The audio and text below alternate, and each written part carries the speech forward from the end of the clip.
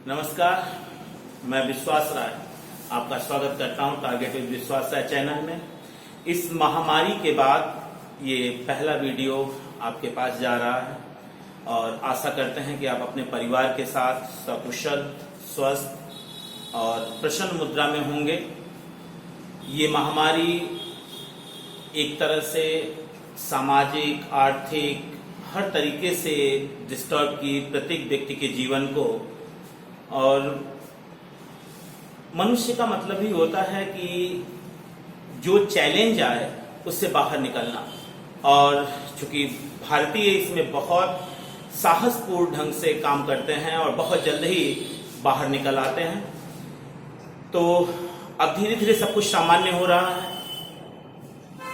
मैं भी अप्रैल से और जून तक कोई वीडियो नहीं डाल पाया, क्योंकि संस्थान में आने की इजाज़त नहीं थी और बाहर निकलना भी स्वास्थ्य के प्रति एक तरह से लापरवाही ही दर्शाता। तो आशा करेंगे कि अब आप इन चीज़ों को भूलकर पुनः एक बार अपने मनोबल को, अपनी सारी जितनी शक्तियां हैं उनको इकट्ठा करके अपने लक्ष्य के प्रति पुनः आप आगे बढ़ें। जिस तरीके से नदी रुकती नहीं है और यदि नदी रुक जाए, जल रुक जाए, तो उस जल में कीड़े पड़ जाते हैं, तो सतत वाहिनी तो रहना ही पड़ता है। हाँ, कुछ समय ऐसा आता है जीवन में जब हम ना चाहते हुए भी दैवी योग से रुकते हैं, ठहरते हैं, तो उसे एक आप विश्राम ही मान लीजिए। अब पुनः आगे बढ़ने का वक्त आ गया है। अब अतिशयोक्ति नहीं, क्योंकि सरकारी तरीके से देखा जाए तो अगर हम टेट, सीटेट और सुपर टेट के बारे में बात करें तो ये बड़ा एक लंबा वक्त रहा इंतजार का, बहुत लंबा वक्त। पता नहीं, जैसे एक अजीब तरीके का अध्यापक के अंदर एक फीलिंग जो आ रही थी घबराहट की, तो बच्चों की तो समझी जा सकती है जिनका पूरा कैरियर ही दांव पर लगा हुआ है। लेकिन आशा किया जा सकता है कि अब वक्त आ गया है कि दिसंबर से पहले आपके पास टेट, सुपर टेट दोनों आ जाएंगे। और सीटेट ने तो स्पष्ट कह दिया कि वो फॉर्म भरवा के जुलाई में अपना सीटेट लेगा। अतः सीटेट, यूपी टेट और सुपर टेट, आपको रुकना नहीं है। कब तक आप इंतजार नहीं कर रहे हैं। अगर आप बैठ के घर पे इंतजार कर रहे हैं कि जब एग्जाम आएगा तब पढ़ेंगे, तब तो हो चुका।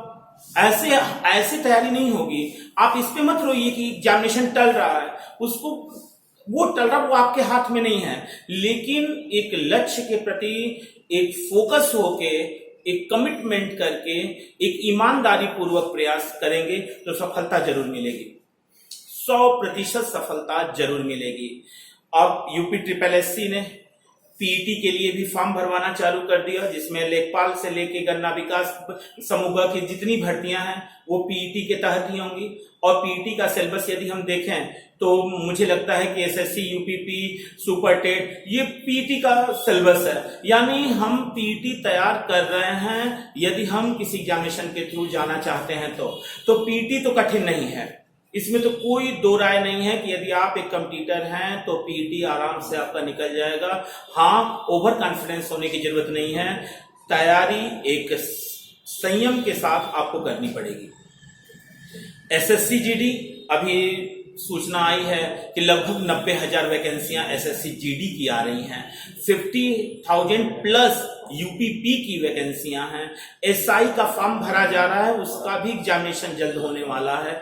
तो हमारे पास अगर हम देखें तो वैकेंसी की कमी नहीं है, वैकेंसी कम नहीं है। हाँ, अब बस फर्क इतना पड़ता है कि हम तैयार हो रहे हैं या नहीं हो रहे हैं, या इंतजार कर रहे हैं कि कब वैकेंसी आएगी, कब फॉर्म भरेगी। अब एसआई वाले, उनका तो फॉर्म भरा जा रहा है, तो फिर उनको इंतजार करने की क्या जरूरत।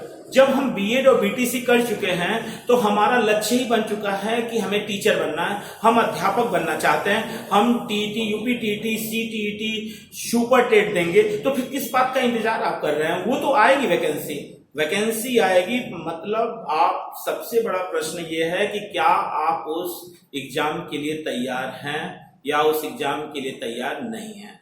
दो ही प्रश्न आते हैं। आप तैयार हैं? हाँ, पढ़ाई में इस समय हम मानते हैं कि जिस तरह का माहौल अप्रैल से बना हुआ था इस महामारी का, और जिस तरीके से हमारे नजदीकी लोग हमें छोड़ के जा रहे थे, हम दुख में थे, परिवार हमारा अस्वस्थ चल रहा था। हाँ, हमारी पढ़ाई थोड़ी डिस्टर्ब हुई है, लेकिन वो दौर जा चुका है, या आप यूं कह सकते हैं कि अब वो बीते दिनों की बात हो रही है। धीरे धीरे अब हमें पुनः एक जगह अपने आप को स्थिर रखना होगा। दो ही चीजें आपको आपके लक्ष्य से भटकाती हैं। पहली कि आपके पास स्पष्ट लक्ष्य नहीं है, और दूसरा कि हम अपने पढ़ाई को आज कल परसों में टालते जा रहे हैं कि आज नहीं कल से पढ़ेंगे, कल नहीं परसों से पढ़ेंगे, परसों नहीं अगले दिन से पढ़ेंगे, और ये चीजें हमें एक दीमक की तरह चाटती जा रही हैं। याद रखिएगा, सफलता और असफलता बहुत बड़ी बात नहीं होती, एक झीना सा फर्क होता है, लेकिन याद उसी को रखा जाता है जो सफल होता है, याद उसे नहीं रखा जाता जो असफल होता है। आप भले से कह रहे हैं सफलता ही सफलता की सीढ़ी है, कुंजी है, बिना मतलब वाली बातें हैं। असफलता सफलता की ना सीढ़ी है ना कुंजी है। आपको एट एनी कॉस्ट आपको सफल होना होगा यदि आप चाहते हैं कि आपको कोई याद रखे, नहीं तो असफल लोगों को याद नहीं रखा, भूल जाया जाता है, उसका कोई प्रश्न ही नहीं उठता। तो ये पहला वीडियो है, कल से लगातार वीडियो जाएगा आपके पास, और ये पहला वीडियो सिर्फ इसलिए हमने कहा कि हो सकता है कि कुछ लोगों को इंतजार हो कस के बांधने का, तो कस के खुद को बांध लीजिए। और अब टालिए मत, बहाने ना बनाइए, क्योंकि दिसंबर तक आपको वैकेंसियां खूब मिलेंगी, इसमें कोई दो राय नहीं है। अभी अतिशयोक्ति नहीं कर रहा मैं कि आप तो बहुत बार, अब आप ये भी कह सकते हैं कि आप तो बहुत बार कहते आ रहे हैं, हर बार वीडियो आपका जब बनता है तो बहुत सारी वैकेंसियां आती हैं। हाँ, बहुत सारी वैकेंसियां आती हैं, और जब नहीं आती हैं तो जितनी गुस्सा आता है उतना ही मुझे भी गुस्सा आता है। जब यूपी टेट के एग्जाम टाल दिए जाते हैं, सुपर टेट के एग्जाम टाल दिए जाते हैं, तब गुस्सा आता है। उसमें भी एक नहीं लगता कि निगेटिविटी क्या है, हम सुपर टेट को पकड़ के रखे हुए हैं। अब एक सुपर टेट के बाद दूसरे सुपर टेट में हमको लगभग 2 साल का वक्त लग जा रहा है। अब ये 2 साल आप चुपचाप बैठे हुए हैं तो कंफर्म फ्रस्ट्रेट होंगे।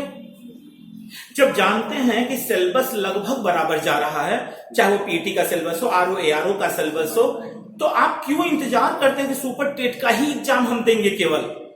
तो अगर आपको 2 साल में एक एग्जाम देने को मिलेगा तो आप फ्रस्ट्रेट होंगे, आप डिप्रेस होंगे, आपको आपके लक्ष्य आपको धुंधला दिखाई देगा। हम तो बार बार आपसे कहते हैं कि जहां सिलेबस में साम्यता होती है उस फॉर्म को आप डालिए।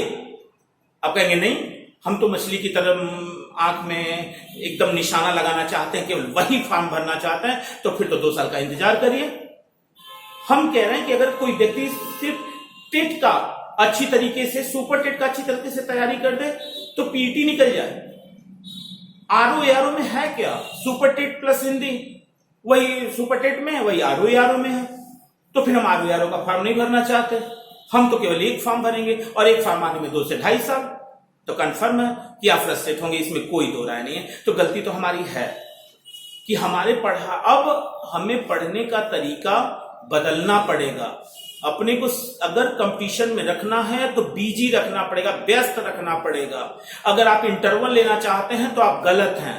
और मैं यही आपसे कहना चाहूंगा, SSC GD, UPP, PET, super TET, इतनी वैकेंसियां आपके पास हैं कि आपको दिसंबर तक फुर्सत नहीं मिलने वाली है। 2022 चुनाव है और आप जानते हैं यहाँ का राजनीतिकरण।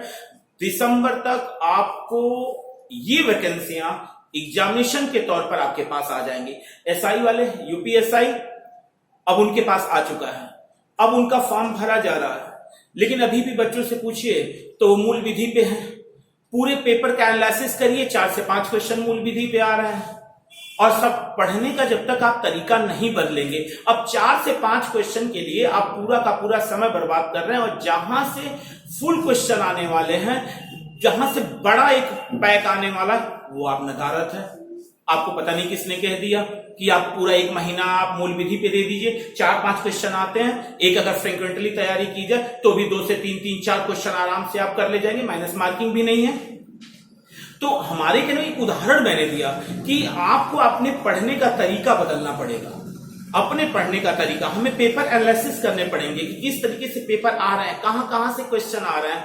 अब बैठ जाइए, आपके पास वक्त नहीं है। दिसंबर तक आपको एग्जामिनेशन पे एग्जामिनेशन मिलेगा, इसमें कोई संशय नहीं है। सितंबर से पहले नहीं मिलेगा, दिसंबर के बाद नहीं मिलेगा। सितंबर बीतने के बाद अक्टूबर, नवंबर और दिसंबर ये एग्जामिनेशनों का समय।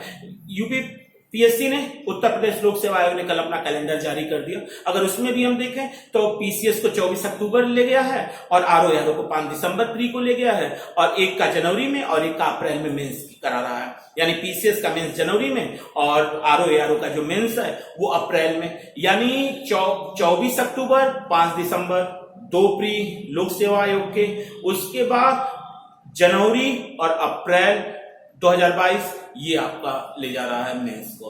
तो आपके पास समय कहां है?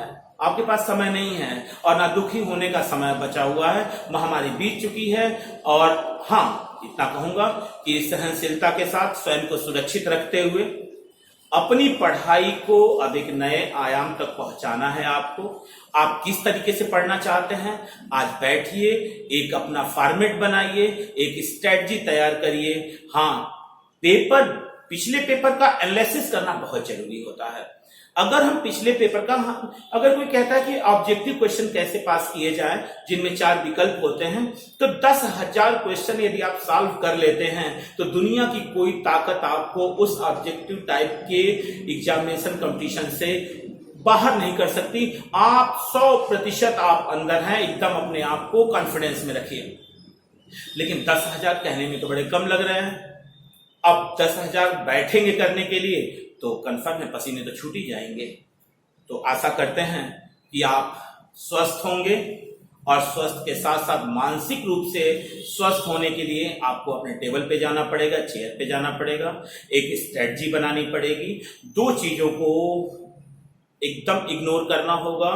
पहला कि आपके पास लक्ष्य नहीं, अपना लक्ष्य सेट करिए, और दूसरा ईमानदारी पूर्वक कल पर टालने की जो प्रक्रिया आपके एटीट्यूड में है कि आज नहीं कल, कल नहीं परसों, ये जिस दिन हटेगा उसी दिन आपको लगेगा कि आप में बदलाव आना चालू हो गया है। तो आज के लिए केवल इतना ही। कल से टॉपिक पे वीडियो आपके पास जाएंगे। अतः बहुत बहुत धन्यवाद। नमस्ते।